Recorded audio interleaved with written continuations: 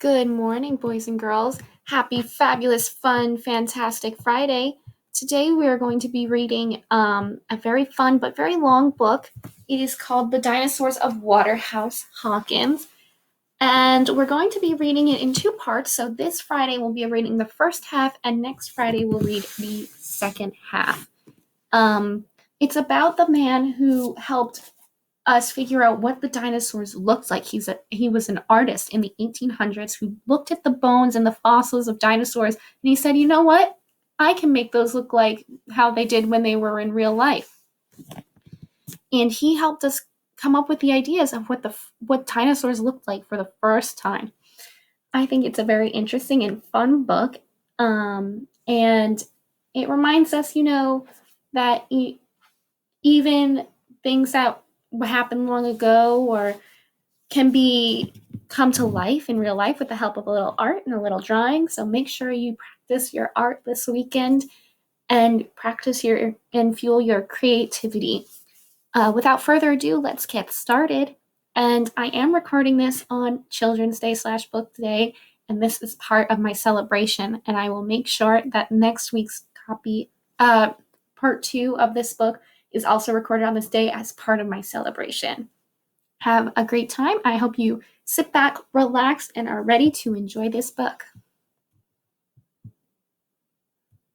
Welcome to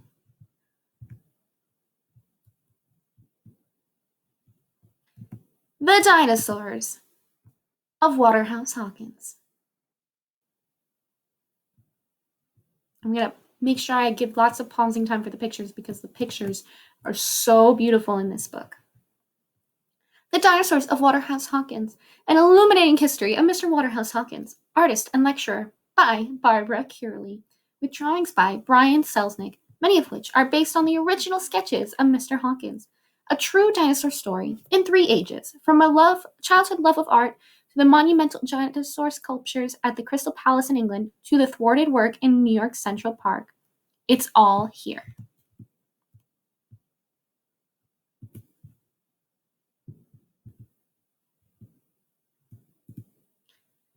The First Age, London. And that's all we're going to be reading today. We're going to read just the first age, and the second and third ages we'll do next week. Horse-drawn carriages clattered down the streets of London in 1853. Gentlemen tipped their hats to ladies passing by. Children ducked and dodged on their way to school. But Benjamin Waterhouse Hawkins had no time to be out and about. Waterhouse, as he liked to call himself, hurried towards his workshop in a park south of town. He was expecting some very important visitors, and he didn't want to be late. You can see he's starting to see some dinosaurs. As he neared his workshop, Waterhouse thought of the hours he'd spent outside as a boy. Like many artists, he had grown up sketching the world around him. By the time he was a young man, he'd found his true passion, animals. He'd loved to draw and paint them. But what he really loved was sculpting models of them. Through his care and hard work, they seemed to come to life. These drawings. You can see how the bird seems to come off the page and the squirrel. Pretty exciting. Pretty cool.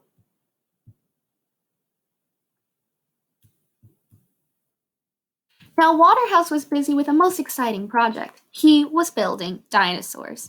His creations would prowl the grounds of Queen Victoria and Prince Albert's new art and science museum, the Crystal Palace. Even though the English had found the first known dinosaur fossil many years before, and the bones of more dinosaurs had been unearthed in England since then, in 1853, most people had no idea what a dinosaur looked like. I know we know what dinosaurs look like right now, but back then, nobody had a clue.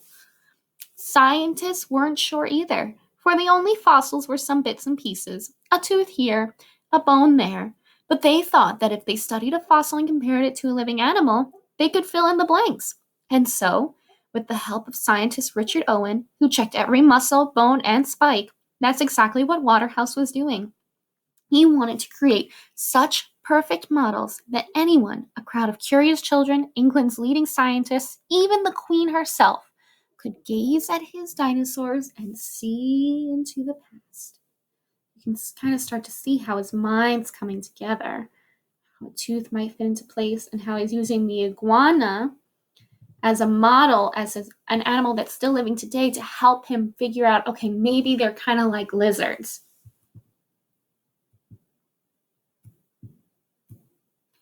Waterhouse threw open the doors to his workshop. Nervously, he tidied up here and there. His assistants came, then Richard Owen. At last the visitors arrived, Queen Victoria and Prince Albert. The Queen's eyes grew wide in surprise. Waterhouse's creatures were extraordinary. How on earth had he made them? He was happy to explain. The iguanodon, for example, had teeth that were quite similar to the teeth of an iguana. The iguanodon, then, surely looked like a giant iguana. Waterhouse pointed out that the few iguanodon bones helped determine the model's size and proportion, and another bone, almost a spike, most likely sat on the nose, like a rhino's horn. Just so for the megalosaurus. Start with its jawbone, compare it to the anatomy of a lizard, fill in the blanks, and voila! A dinosaur more than 40 feet long. Waterhouse was also making ancient reptiles and amphibians. While Richard Owen could imagine their shapes, it took an artist to bring the animals to life. Wow. Can you imagine going off of just a tiny, like say you found a rock and you said, I have to compare this rock to a part in your body, and then I'm going to use your body to help me create something larger. If I had only your tooth, and then I had to create you, that would be crazy. Designing the creatures was only the first step. There was still the monumental task of building them. Waterhouse showed his guests the small models he'd made, correct in every detail, from scales on the nose to nails on the toes. With the help of his assistants, he had formed the life-size clay figures and created the molds from them. Then he erected iron skeletons, which means built iron skeletons to hold them up, built brick foundations, and covered the whole thing with cement casts from the dinosaur-shaped molds. It is no less, Waterhouse concluded, than building a house upon 4 columns. So first, his step, this is kind of like the writing process, the editing process. You know how you have to go through those different steps until you get the finished product, the perfect product. So first you're drawing, which is like the planning stage, and then a small model made out of clay. So it's kind of like doing a rough draft. Then you're doing more of like a finalizing draft and editing and more editing and adding detail and making sure that your arguments and your story makes sense. And then you have your finished product, or in this case, your finished dinosaur. Wow. In the weeks to follow, Waterhouse basked in the glow of the Queen's approval, but he would soon face a much tougher set of critics, England's leading scientists. Waterhouse wanted to be accepted into this circle of eminent men, meaning important men. What would they think of his dinosaurs? There was only one way to find out. Waterhouse would show them, but why not do it with a little style? A dinner party. On New Year's Eve, no less, which is a very important and fun time of year, wouldn't you agree? And not just any dinner party. Waterhouse would stage an event that no one would ever forget. He sketched 21 invitations to the top scientists and supporters of the day, the words inscribed on a drawing of a pterodactyl wing. He pored over the menus with the caterer and made sure those menus were perfect. The iguanodon mold was hauled outside. A platform was built, a tent erected, a tent put up. As the hour drew near, the table was elegantly set. The names of famous scientists, the fathers of paleontology, the creators, the discoverers of the study of dinosaurs, were strung above the tent walls. All was ready, and with great anticipation, Waterhouse dressed for the occasion in his finest attire, in his finest suit, in his best clothes. He was ready to reveal his masterpiece. When the guests arrived, they gasped with delight. Waterhouse smiled as he signaled for dinner to begin. With solemn formality, the footmen served course after course from silver platters. Up and down the steps of the platform, they carried the lavish feast: rabbit soup, fish, ham, even pigeon pie. For dessert, there were nuts, pastries, pudding, and plums. Two footmen stayed busy, simply pouring wines. For 8 hours, the men rang in the new year. They laughed and shouted. They made speech after speech, toasting Waterhouse Hawkins. All the guests agreed. The iguanodon was a marvelous success, and by midnight, they were belting out a song created especially for the occasion. The jolly old beast is not deceased. There's life in him again. Take a look. And they're talking about dinosaurs when they say the jolly old beast is not deceased. They're saying the dinosaurs, they're not dead anymore because we're bringing them back to life by recreating them in art.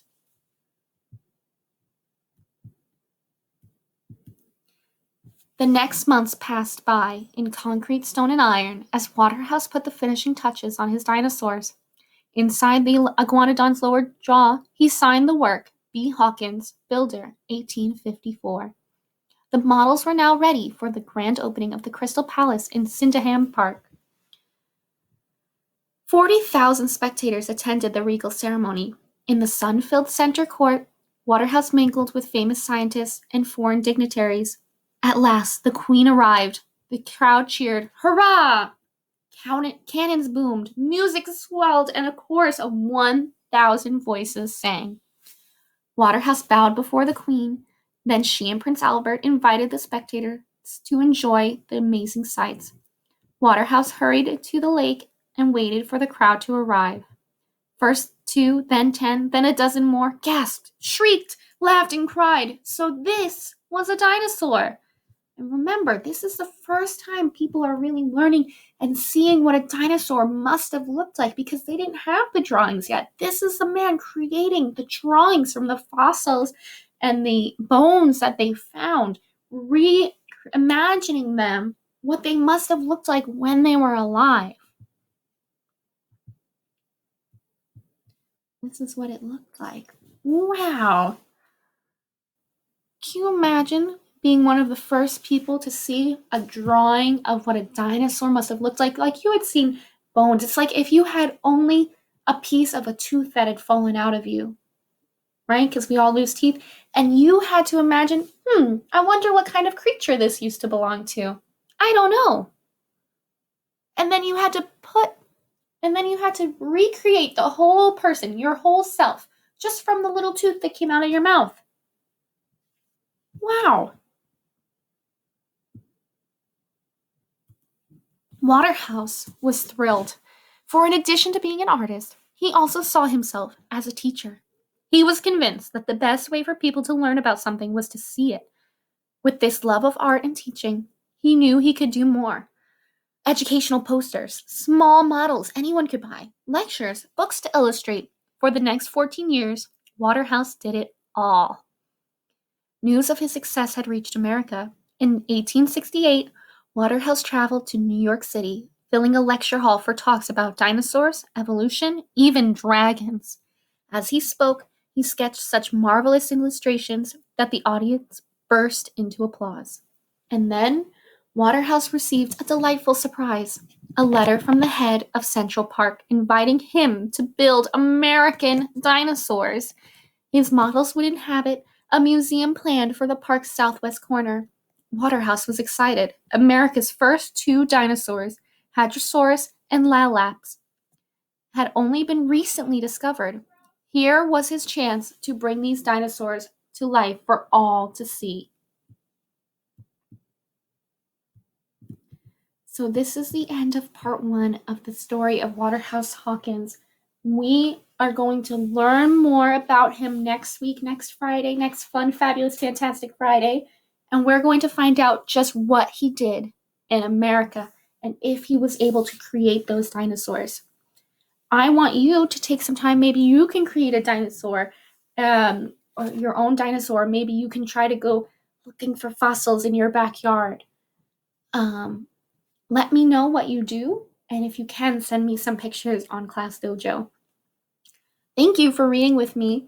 I look forward to reading with you again next week on Monday. Happy Friday, happy first day of May, and happy reading. Bye bye.